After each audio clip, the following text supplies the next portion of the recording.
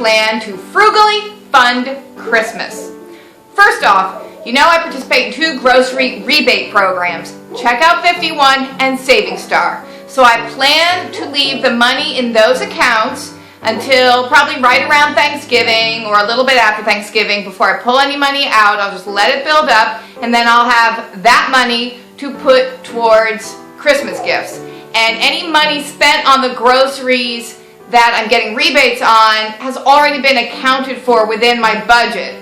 So that money coming back is kind of above and beyond. And right now I have $30 to $35 in each account, so I'll get that money back.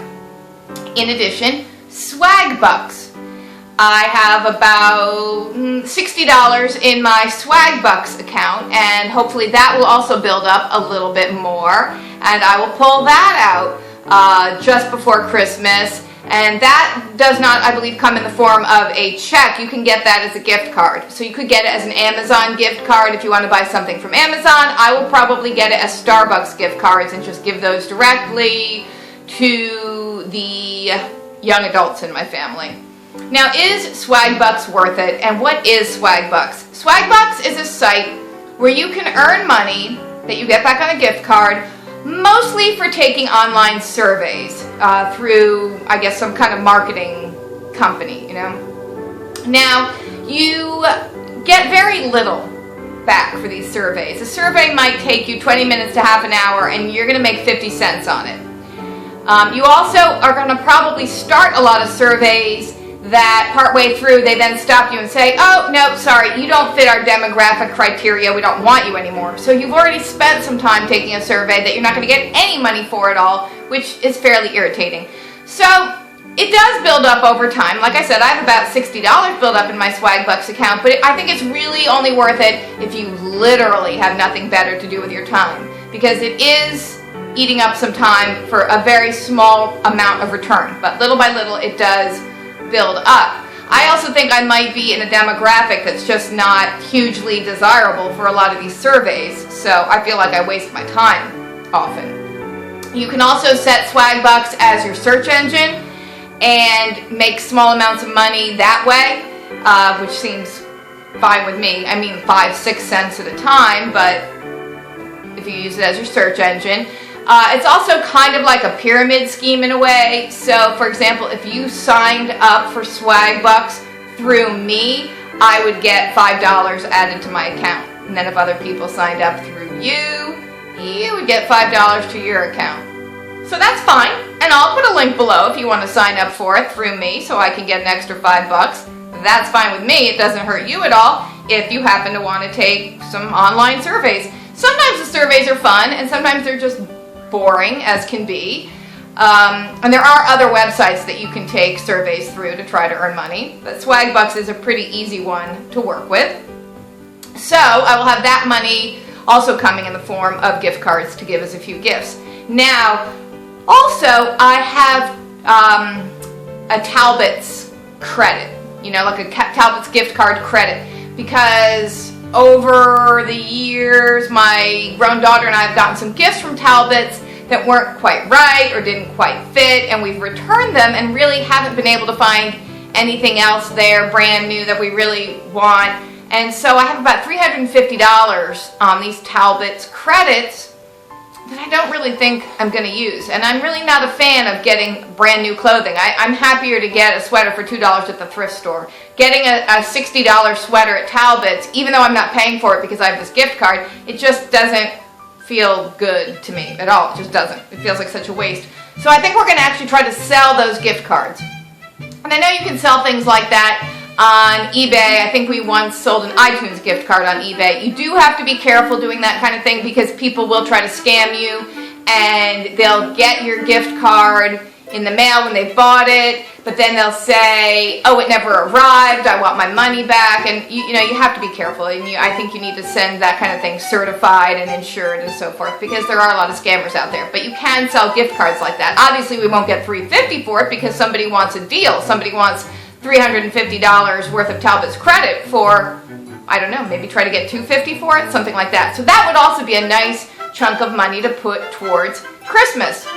My husband and I don't give each other gifts, so that's easy. Or if we do, it's stuff that we made ourselves, or we got out of the trash, or we got at a thrift store really, really cheap. Like really cheap. For the kids, most of their gifts I get at thrift stores or yard sales, and it's really kind of fun, but you have to kind of keep at it throughout the year. Anytime I go to a thrift store, I look at the toys. I keep in mind that we have birthday and Christmas coming up. There's always going to be another birthday. There's always going to be another Christmas, so I'm always looking. And very frequently at thrift stores that you have in kind of affluent areas, you're going to have some really nice items, nice clothing, nice toys, games that haven't been opened yet and used, puzzles that are brand new, all sorts of things that other people got as gifts and they don't really want. Now, how are we going to fund our Christmas feast, which for us tends to be pretty much identical to our Thanksgiving feast? Well, my grocery store has a promotion every fall leading up to Thanksgiving, where if you spend $400 on groceries over a 5 to 6 week period, you get a free turkey. Okay. Now you're saying, how is that frugal if you're going to spend $400 on groceries? That seems a lot. That's more than your budget. Okay, that is a lot. But I coupon for stuff. So that means the price of the couponing is figured into that $400. I.e., the store doesn't care if they're getting the money from me or the manufacturer. If I pay for something with $1 coupon, it counts as $1 towards my $400. Last fall when I was doing this promotion, I actually got 2 turkeys.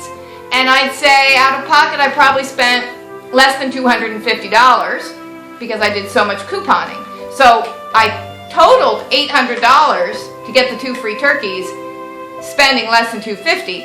And the thing is, I always can stock up on things I'm going to need eventually, like cat food and cat litter. That doesn't hurt my feelings at all. I know I'm going to need those, so I don't mind paying extra, paying ahead, and then I don't have to shop for those throughout the winter, and I can make sure that I get my turkey. So, like I said, last year we got 2. Now last year we only used one of the turkeys. One has been in the freezer ever since. So we'll use last year's frozen turkey for this year's Thanksgiving. Then I'll do the promotion again this fall to get another free turkey that I'll use for Christmas. So we'll have our free Christmas turkey. And I won't be buying anything to get that I wouldn't normally get, right? So I will coupon for food, I will get food for free, I'll get shampoo and toothpaste and detergent and everything that I get for free couponing. And if I need to spend more, then I'll get cat litter, dog food, cat food, those kind of things that I need anyway. What else will we have for Christmas dinner, as well as Thanksgiving dinner? We will have sweet potato casserole. I already have it made in the freezer.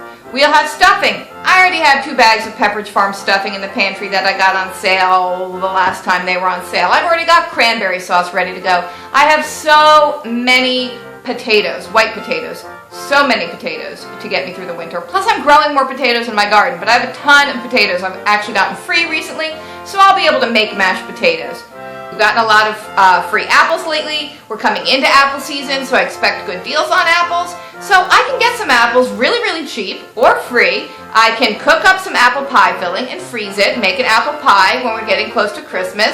Once we have Halloween closer and we have our Halloween pumpkin and we cut our jack-o'-lantern and we're scooping out all the innards of the pumpkin, I can scoop out enough pumpkin flesh, cook it up, puree it, freeze that, have that ready to make a pumpkin pie. And don't tell me that you can't use a great big Halloween pumpkin to make pumpkin pie. I know some people are like, oh no, there's this other kind of pumpkin you have to use for pumpkin pie.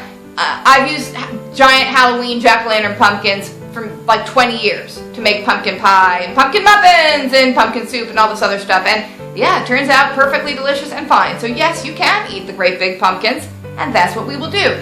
We do Santa. Yes, we do talk about the birth of baby Jesus. We try to incorporate it all and just have a great, fun, frugal time without breaking the bank, without running up the credit cards, and hopefully we will have some cash left over so we can take advantage of some of the after Christmas sales so we can start planning ahead for next year. Merry Christmas!